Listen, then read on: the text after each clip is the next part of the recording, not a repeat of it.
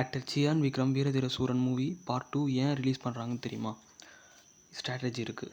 இப்போல்லாம் ஒரு படம் வந்துச்சுன்னா அதை அப்போ கொண்டாடாமல் சில நாட்கள் கழித்து, சில வருடங்கள் கழித்து, சில யுகங்கள் கழித்து தான் வந்து கொண்டாடுறாங்களே. ஸோ அப்படி இருக்க காலகட்டத்தில் எப்பயுமே ஃபஸ்ட்டு பார்ட்டுக்கு மட்டும்தான் நல்லா ஹைப் இருக்கும். இப்போ எக்ஸாம்பிள்னு எடுத்துக்கிட்டிங்கன்னா அன்பே சிவம், அப்புறமா ஆயிரத்தில் ஒருவன், இந்த மூவிலாம் பார்த்திங்கன்னா பல வருடங்கள் கழித்து தான் நம்ம மக்களுக்கு புரிய ஆரம்பிச்சிச்சு. அதுவும் இல்லாமல் அப்போ தான் கொண்டாட ஆரம்பித்தாங்களே. இந்த மாதிரியான படங்களை கொடுக்குற, நல்ல படங்களை கொடுக்குற டேரக்டர் நம்ம இண்டஸ்ட்ரியிலையும் இருக்காங்க.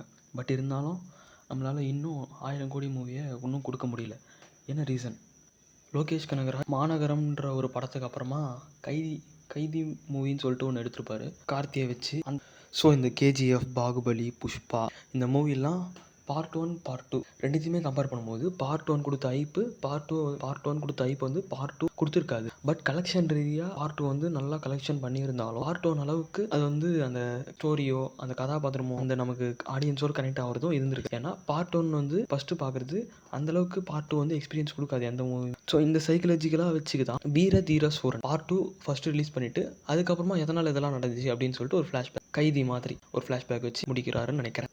ஸோ எப்பயும் ஒரு படத்தோட பார்ட் 1 எப்படி ஓடுது, எப்படி கனெக்ட் ஆகுது எல்லாருக்கும் அப்படின்றத வச்சு தான் பார்ட் 2 எடுக்கலாமா வேணாமான்றது டேரக்டரும் முடிவு பண்ணுவாங்க, மற்ற ஆக்டர்ஸும் முடிவு பண்ணுவாங்க. ஏன்னா இப்போ கேஜிஎஃப் பார்ட் 1 நல்லா ஓடினதுனால தான் பார்ட் 2 எடுக்க முடிஞ்சது. சேம் திங் புஷ்பாவும். வந்து மேஜர் ரோல் கேஜிஎஃப் பார்த்து தான் மெயினாக எடுக்கப்பட்டது. செகண்ட் பார்ட்டெல்லாம், தேர்ட் பார்ட் வந்து வந்தால் தான் தெரியும். ஸோ அந்த மாதிரி இருக்கும். Video is sponsored by mode e-commerce shopping app.